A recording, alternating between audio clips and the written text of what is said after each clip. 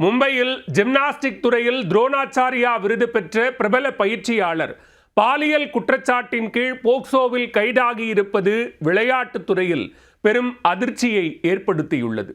16 வயது மாணவி அளித்த பகீர் குற்றச்சாட்டின் பின்னணி என்ன? மும்பை விலை பார்லே கிழக்கு பகுதியில் உள்ள ஸ்ரீ பார்லேஸ்வர் ஜிம்னாசியத்தில் இளம் வீரர் மற்றும் வீராங்கனைகளுக்கு ஜிம்னாஸ்டிக் மற்றும் மல்லக்கம் பயிற்சிகளை வழங்கி வந்தவர் கணேஷ் பிரபாகர் தேவருக்கர். தற்பொழுது 16 வயதாகும் மாணவி ஒருவர் பல ஆண்டுகளாக இவரிடம் பயிற்சி பெற்று வந்துள்ளார்.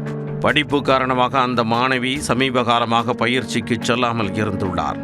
இந்நிலையில் சம்பவத்தன்று மாணவியின் செல்போனுக்கு பயிற்சியாளர் கணேஷ் வாட்ஸ்அப்பில் ஹாய் என மெசேஜ் அனுப்பியதாக கூறப்படுகிறது. மாணவியும் பதிலுக்கு ஹாய் என அனுப்பியுள்ளார். பின்னர் பயிற்சியாளர் ஏன் மெசேஜ் செய்தார் என கேட்குமாறு அவரது தாயார் கூறியுள்ளார். அதன்படி மாணவி கேட்டபொழுது, எங்கே இருக்கிறாய், ஃப்ரீயாக இருந்தால் ஜிம்முக்கு வந்து என்னை பார் என கணேஷ் தெரிவித்திருக்கிறார். பல ஆண்டுகளாக அவரிடம் பயிற்சி பெற்று வந்ததால் ஏதாவது விளையாட்டு தொடர்பான விஷயத்திற்காகத்தான் அழைக்கிறார் என நினைத்து மாணவி ஜிம்னாசியத்திற்கு சென்றுள்ளார். ஆனால் அங்கு வேறு யாரும் இல்லாமல் கணேஷ் மட்டும் தனியாக இருந்துள்ளார். பின்னர் கல்லூரி மற்றும் படிப்பு தொடர்பாக பேசிக் கொண்டிருந்த பொழுது திடீரென பாலியல் ரீதியாக மாணவியிடம் அத்துமீறியதாக கூறப்படுகிறது. இதனால் மிரண்டு போன மாணவி அங்கிருந்து உடனே வெளியேறி தான் படித்து வந்த கல்லூரிக்கு சென்று தனிமையில் அழுதிருக்கிறார். அங்கு மாணவி மன உளைச்சலில் இருப்பதை பார்த்த அவரது தோழிகள் என்ன நடந்தது என விசாரித்த பொழுதுதான் கண்ணீருடன் தனக்கு நேர்ந்த பாலியல் துன்புறுத்தலை கூறியிருக்கிறார். அது குறித்து உடனடியாக ஆசிரியரிடம் தெரிவிக்குமாறு தோழிகள் அறிவுறுத்தியதன் பேரில் உடற்கல்வி ஆசிரியரிடம் புகார் அளிக்கப்பட்டது.